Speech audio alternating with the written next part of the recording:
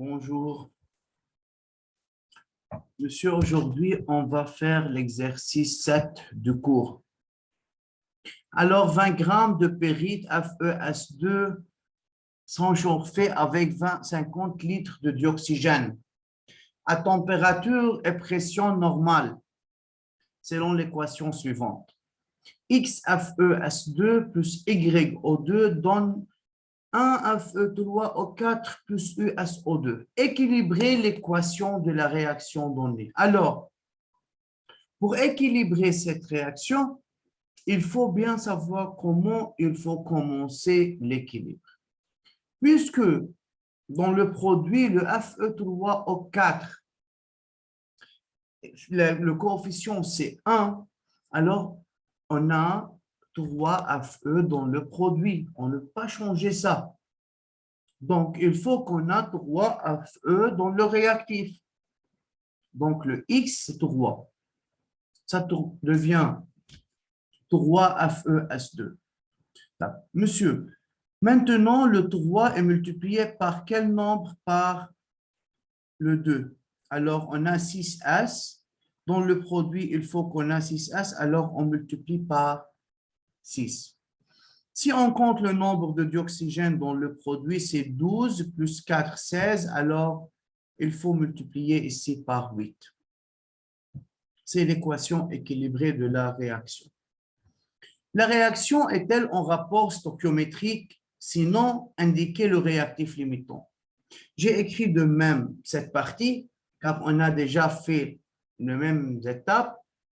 Alors, pour montrer si une réaction est une réaction stoichiométrique ou non, et de 1, il faut calculer le nombre de moles de chaque réactif si on n'a pas ce nombre de moles. Pour FeS2, on a 20 grammes et pour le O2, on a 50 litres. Donc, on calcule le nombre de moles initial de FeS2 sur masse molaire. La masse, c'est 20. Et la masse molaire, c'est calculé ici, c'est 120 grammes mol moins 1. Le nombre de moles, c'est 0,1666, etc. Alors, c'est 0,167 moles. Le nombre de moles de O2, c'est VO2 sur VM égale 50 sur 22,4. Le volume molaire, c'est donné. Le nombre de moles, c'est 2,232 moles. Deuxième étape, il faut comparer ou trouver le rapport.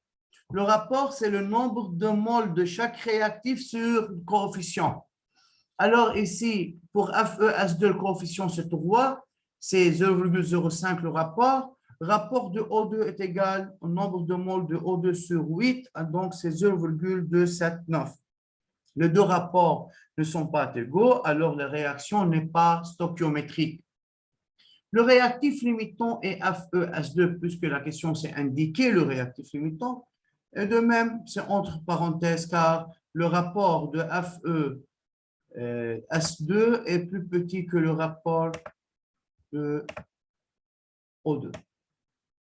Troisième partie, calculer le volume de dioxyde de soufre formé à la fin de la réaction.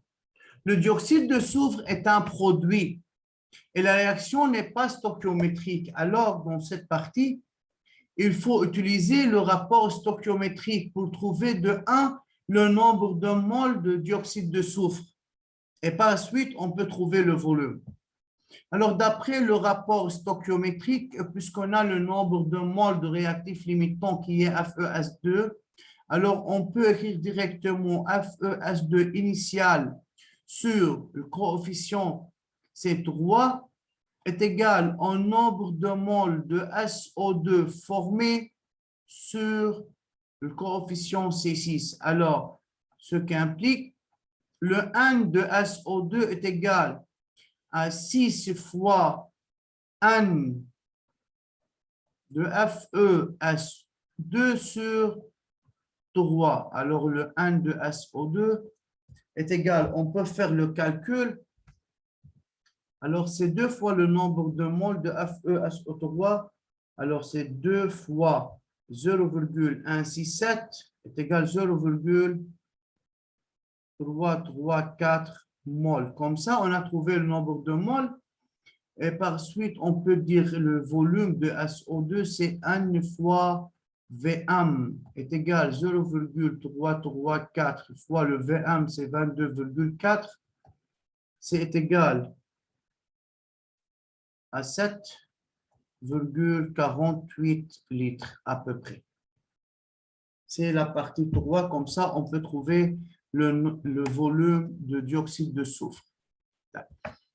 Maintenant, calculer la masse de Fe3O4 formée à la fin de la réaction. Donc, on demande de trouver la masse d'un réactif. Directement, pour trouver la masse d'un réactif, il faut de même travailler sur le rapport stoichiométrique. D'après RS, alors le N de réactif limitant qui est FeS2 sur 3 égale le nombre de moles de Fe3O4, je pense, c'est le symbole. Oui, Fe3O4 sur 1. Alors, le nombre de moles de Fe3O4 est égal à 0,167 sur 3 est égal à 0,167 divisé par 3, c'est 0,05 moles. On trouve le nombre de moles. Maintenant, la masse de Fe3O4, c'est N fois M. C'est égal à 0,05 fois la masse molaire de Fe3O4 est égale, c'est 3 fois 56, 3 fois 56 plus 4 fois le nombre, la masse molaire de dioxygène, c'est 16. Alors, c'est 64 plus 168, c'est égal à 232 grammes mol moins 1. Alors, 232 est égal fois 0,05, c'est 11,6 grammes. Comme ça, on trouve la masse de Fe3O4. Partie 5, calculer la masse de l'excès. La masse de l'excès, c'est-à-dire la masse de réactif qui est en excès, alors la masse de dioxygène restant. La masse de dioxygène restant, alors il faut travailler sur le même rapport stoichiométrique. Mais qu'est-ce qu'on doit écrire dans le rapport stoichiométrique? D'après le rapport stoichiométrique, le N de réactif limitant sur 3, il doit être égal au nombre de moles de O2 réagi sur 8. Alors, le N de O2 réagi, c'est 8 fois le nombre de moles 0,167 sur 3. Alors, c'est 8 fois 0,167. La réponse, c'est 0,445. C'est le nombre de moles de O2 réagi. Alors, le N de O2 restant, c'est N0, le nombre de moles initial, moins le N réagi. On a déjà trouvé le nombre de moles, c'est, je pense, 2,32. Alors, 2,232 moins 0,445.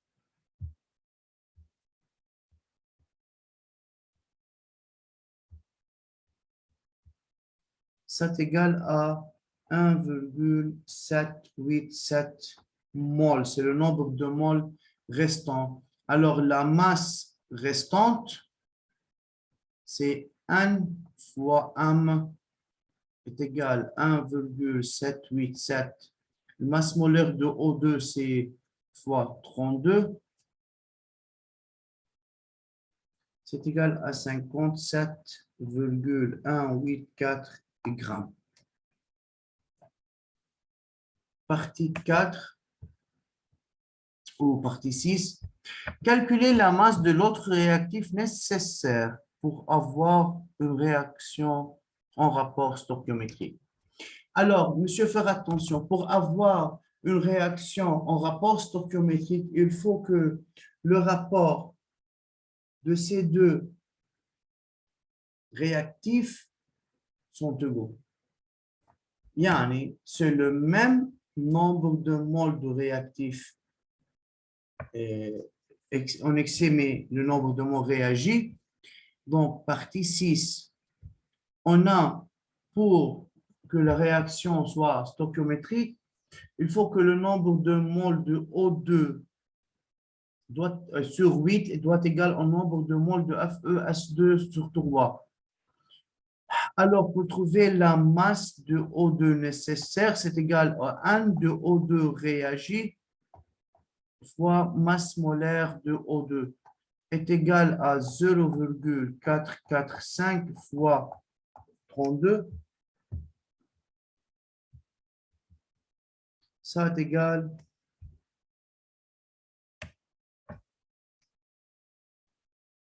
à 14,24 grammes.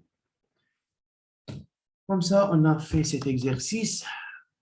Alors, lisez bien et écoutez bien comment on a traité cet exercice et écrire la réponse sur le cahier de chimie. Merci pour votre attention et bonne journée.